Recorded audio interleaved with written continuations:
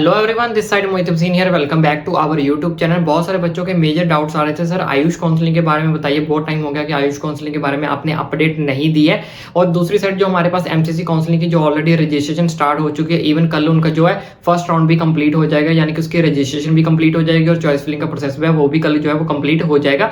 अब इसके साथ साथ आयुष काउंसलिंग के अंदर क्या क्या चेंजेस आए हैं, आयुष काउंसलिंग के क्या क्या रूल्स रहने वाले हैं, वो आज की वीडियो के अंदर हम जो वो डिस्कस करने वाले हैं। क्योंकि जैसे कि बच्चों आपको पता है एमसीसी काउंसलिंग के अंदर उनके काफी जो रूल्स एंड रेगुलेशन है वो इस साल चेंज हो गया। हर राउंड का अलग अलग रूल जो है वो बना दिया गया। फर्स्ट राउंड के बाद ये रूल रहेगा, सेकंड राउंड के बाद ये रहेगा, थर्ड राउंड के बाद ये रहेगा। इवन ये तक बोला गया है कि अगर उसमें आप काउंसलिंग के अंदर कोई कॉलेज अगर आपको मिलता है, अगर आप नहीं लेते हो तो आप अगले साल का जो नीट एग्जाम भी नहीं दे सकते। उसके अलावा उसके अंदर कौन कौन से नए रूल्स एंड रेगुलेशन आए उसकी वीडियो मैंने ऑलरेडी बना दी है, जिसका लिंक आपको नीचे डिस्क्रिप्शन बॉक्स में मिल जाएगा। तो जो भी बच्चे एमसीसी काउंसलिंग के अंदर पार्टिसिपेट कर रहे हैं या फिर करना चाहते हैं तो वो उस चीज को ध्यान से देखें। अगर उसमें आप कोई भी गलती करते हो तो आप साथ साथ नीट से तो बैन हो गई होगे, आपकी सिक्योरिटी अमाउंट भी चली जाएगी और साथ ही साथ आप कोई और काउंसलिंग के अंदर भी जो पार्टिसिपेट नहीं कर पाओगे तो बहुत बड़ी दिक्कत परेशानी हो जाएगी आपके लिए आने वाले टाइम के अंदर, फ्यूचर के लिए। ऐसा मैं इसलिए बोल रहा हूं क्योंकि बहुत सारे बच्चों ने ऐसी गलतियां जो वो की थी पिछले साल। ठीक है, तो यहाँ पे मैं आपको कुछ रूल्स एंड रेगुलेशन समझाता हूँ जो अभी के लिए डबल ए ट्रिपल सी यानी कि आयुष काउंसलिंग के जो वो चल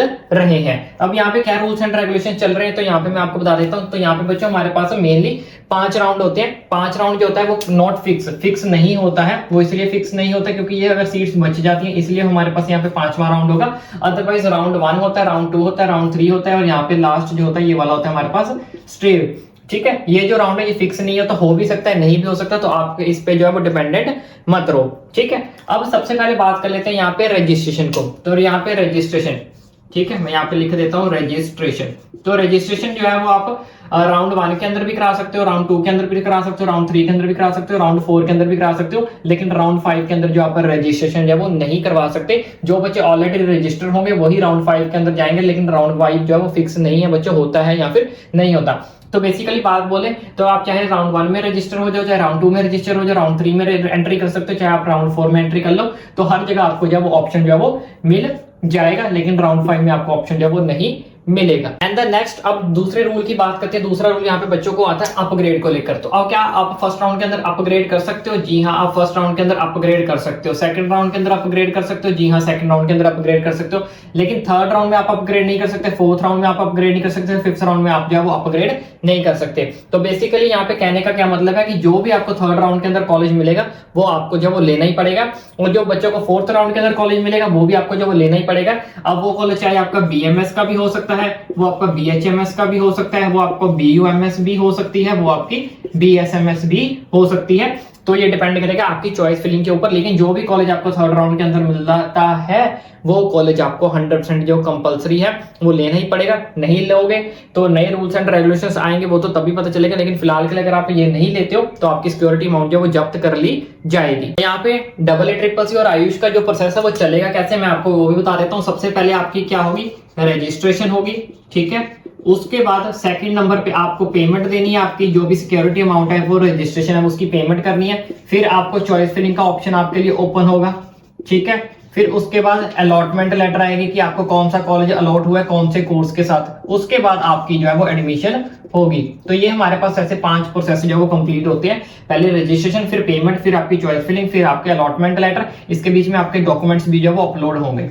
ठीक है, तो ये आपके 6 प्रोसेस होते हैं जो आपके आयुष काउंसलिंग के अंदर कंप्लीट होंगे। और इसमें से सबसे ज्यादा मेन प्रोसेस होता है, एक होता है चॉइस फिलिंग का और एक होता है डॉक्यूमेंट्स का, क्योंकि ये 2 प्रोसेस ऐसे हैं जो आपको एडमिशन छीन भी सकते हैं और आपको एडमिशन जो है वो दिलवा भी सकते हैं। अब ये चॉइस फिलिंग आपको कैसे करनी है ऑलरेडी वीडियो बना दी थी। जो बच्चे एमसीसी काउंसलिंग की रजिस्ट्रेशन कर रहे हैं, जब आयुष की डबल ए ट्रिपल सी की स्टार्ट होगी तब इनके लिए भी बता दूंगा कि कौन से कॉलेजेस को ऊपर रखना है, कौन से कॉलेजेस को नीचे रखना। आप चैनल को सब्सक्राइब करके रख लो, वो मेरी जिम्मेदारी है। डॉक्यूमेंट्स की जिम्मेदारी आपकी है, मेरा काम तो सिर्फ आपको बताना कि कौन कौन से डॉक्यूमेंट्स लगने हैं, कैसे आपको सिग्नेचर अपलोड करनी है, किस किस की पीडीएफ आपको अपलोड करनी है, बना के रखनी है, पेरेंट्स की, मम्मा की, पापा की, थंब, एक्सप्रेशन, सब कुछ उस वीडियो के अंदर मैंने कवर कर दिया था। इस वीडियो का लिंक भी आपको नीचे डिस्क्रिप्शन बॉक्स में मिल जाएगा। तो जितने भी डॉक्यूमेंट्स लगने हैं, कास्ट सर्टिफिकेट विद डेट, सब कुछ उसमें बताया गया। तो ये वीडियो जरूर देख लेना, ठीक है। उसके बाद अब नेक्स्ट प्रोसीजर की बात करते हैं। तो बच्चों अब नेक्स्ट प्रोसेस में यहाँ पे थोड़ा सा फ्री एग्जिट का समझ लेते हैं, क्योंकि बीएमएस बहुत सारे बच्चे ऐसे लेते हैं जिन्होंने पार्शियल ड्रॉप आगे करना हो, यानी कि उनका मेन जो फर्स्ट लक्ष्य फर्स्ट मोटिव होता है वो एमबीबीएस ही होता है। बहुत सारे बच्चे बीएमएस इसलिए ही लेते हैं ताकि वो पार्शियल ड्रॉप ले सके और आगे चल के एमबीबीएस की जो दोबारा से प्रेपरेशन जो वो कर सके। तो यहाँ पे हमारे पास 2 राउंड का मैंने यहाँ पे प्रोसीजर लिख रखा है, राउंड 1 और 2।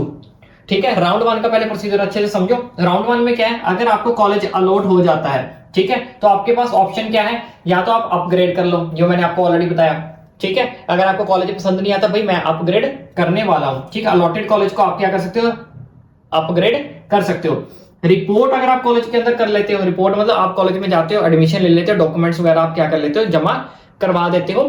ठीक है, फिर भी आप जो है फ्री एग्जिट जो है वो कर सकते हो। जी हाँ, लेकिन ये जो रूल है ये एमसीसी के अंदर ऐसा नहीं है, ठीक है, लेकिन इसके अंदर है अलॉटेड कॉलेज अगर आप है, अगर आप वहां पे एडमिशन भी ले लेते हो, तब भी एडमिशन लेने के बाद आप जो है वो फ्री एग्जिट जो है वो कर सकते हो राउंड 1 के अंदर। इस चीज को खास करके आप समझ लो कि अगर मान लो आपको कोई कॉलेज पसंद हो गया, आ गया, आपने एडमिशन ले ली, वहां पे अपने डॉक्यूमेंट सब कुछ वेरीफाई कर लिया, सब कुछ आपका A to Z प्रोसीजर, यानी कि आप यहाँ पे पहुंच गए, आपकी एडमिशन कंप्लीट होगी, यहाँ पे क्या होगी, आपकी एडमिशन कंप्लीट होगी, फिर भी आपका लास्ट एंड मोमेंट पे अगर आपका मन बदल जाता है तो आप फिर भी जो है वो इसमें से फ्री एग्जिट जो है वो कर सकते हो, आपका कोई नुकसान नहीं होगा। ठीक है, ये था राउंड 1 का प्रोसीजर। अब इसी तरह से राउंड 2 का प्रोसीजर समझो। राउंड 2 प्रोसीजर के अंदर क्या है, सेम आपको अगर कोई कॉलेज अलॉट हो जाता है, ठीक है, तो आप क्या कर सकते हो, अपग्रेड के लिए जा सकते हो। यहाँ पे जैसे मैंने राउंड 2 के नीचे लिखा है कि भाई मुझे ये भी कॉलेज पसंद नहीं है, तो मुझे किस में जाना है, राउंड 3 में क्या करना है, अपग्रेड के लिए जाना है। ठीक है, या तो आप अपग्रेड सकते हो।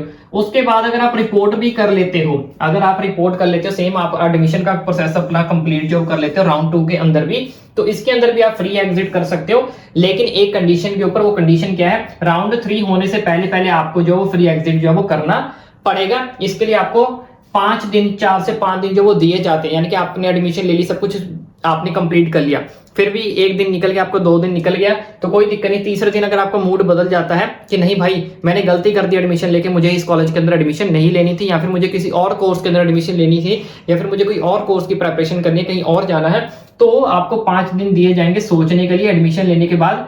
ठीक है, तो आपको राउंड 3 जो है शुरू होने से पहले पहले आप जो वो फ्री एग्जिट जो है वो कर सकते हो।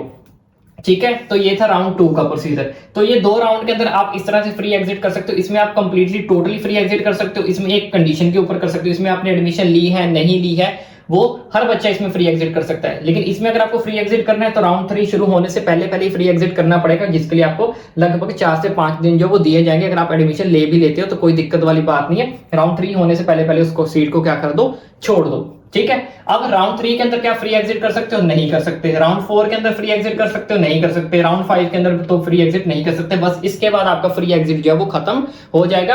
फिर जो भी आपको राउंड 3 के अंदर सीट मिलती है, जैसे कि मैंने आपको बताया, आप सिर्फ अपग्रेड कर सकते हो, सीट को नहीं छोड़ सकते। राउंड 3 के अंदर अपग्रेड कर सकते हो, राउंड 4 के अंदर अपग्रेड कर सकते हो, लेकिन फ्री एग्जिट जो है वो नहीं कर सकते। फ्री एग्जिट का ऑप्शन आपके पास सिर्फ 2 ही राउंड तक होता है, उसके बाद आपको कोई भी फ्री एग्जिट का ऑप्शन जो है वो नहीं यहाँ पे देखने को मिलेगा। ठीक है बच्चों, ये अभी के लिए फिलहाल के लिए रूल्स एंड रेगुलेशन जो वो चलाए जा रहे हैं आयुष काउंसलिंग के रिलेटेड। इसके अलावा अगर इस साल काउंसलिंग के अंदर इनके शेड्यूल के अंदर कोई ब्रोशर के अंदर चेंजेस आते हैं, वो तो डेफिनेटली आपका भाई आप तक पहुंचाएगा, क्योंकि जैसे एमसीसी के शेड्यूल के अंदर काफी ज्यादा हमें जो चेंजेस देखने को मिले थे ब्रोशर के अंदर, इन्फॉर्मेशन बुलेटिन के अंदर, तो इसके अंदर भी हमें अगर कुछ चेंजेस देखने को मिलते तो वो तो मैं अभी तक बता दूंगा। लेकिन फिलहाल के लिए अभी तक जो हमारे पास इन्फॉर्मेशन है, जो अभी तक रूल चलते आए हैं, वो यही वाले रूल्स थे। और अगर आपको आयुष काउंसलिंग के बारे में नहीं पता कि किस किस के लिए काउंसलिंग होते हैं, कौन कौन सी सेंट्रल यूनिवर्सिटीज है, गवर्नमेंट की सीट कितने % है, क्या नहीं है, और इसके अलावा आपको कोई इन्फॉर्मेशन चाहिए तो ओपन या मुझे नीचे कमेंट करके जो है पूछ सकते हो। उसके लिए हम एक सेपरेट वीडियो बना देंगे जिसमें आपको बता देंगे गवर्नमेंट प्राइवेट के अंदर अगर आपको नहीं पता कि कैसे एडमिशन लेनी है, गवर्नमेंट सेक्टर के अंदर,